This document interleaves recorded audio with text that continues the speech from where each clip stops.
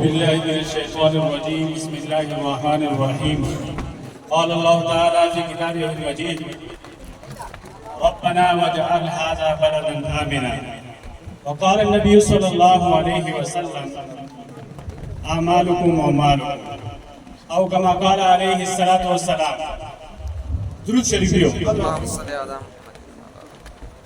سکولونه اول خو زه د راغلي ټوله مېلمانه دي هغه هم شکریا ادا کوم ورسره زموږ پارلمنټریم ټیم دي انتظامیه والا دي هغه ډېره مننه شکریا ټیم ډېر مختصر دی جمعې ورځ دی باریکه ورځ دی او تاسو سره به مشران خبرې کوي او دې والا پلان باندې درته ښایي زه صرف مختصر یې څو خبرې کوم یو دا څه ما د کوم د قرآن آیات تاسو په مخکې وړاندې تلاوت کړ چې کله ابراهیم علیه السلام دا دعا وکړه چې ربنا واجعل هذا بلدا آمنا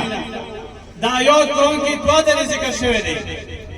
یو ځل ذکر شوی دی چې ربنا واجعل هذا البلد او یو ځل ذکر شوی دی هذا بلدا په دې باندې علماء کرام پیږي چې دا یو معرفه ذکر شوی دی او یو نکره ذکر شوی دی کله چې ابراهیم علیه السلام پیل وړ نو د ځای آباد نو خشکې دشتې وې او بیا وروسته چې کله آباد شو نو بیا هغه کې معرفه ذکر کړه خو د ابراهیم علیه السلام دی دعا نه بعد کې یو ټکی ذکر کړی دی چې واجعل هذا البلد آمنا وارزق اهله هغه پسې معیشت ذکر کړی دی تاسو نن وګورو چې د پاکستان معیشت تباہ او برباد کړ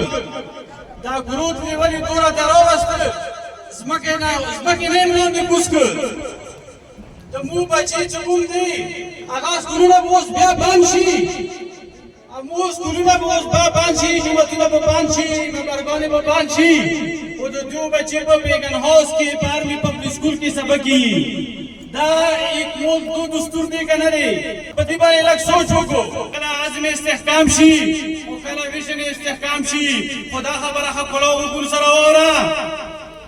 ډسټرک او رګځای په شمول د څوره ایکسپارټ دی دا کوم یو اپریشن وي او په کوم اعلان سلام وي هغه د دې متحمل نه دی او ان شاء الله څوره غویر کې به وي هغه د مو ډسټرک ته او قانون دی هغه په دې خبرې باندې متفق دي چې دا کوم اپریشن دی دا مسترد کړی دی په دې باندې سېنیټر صاحب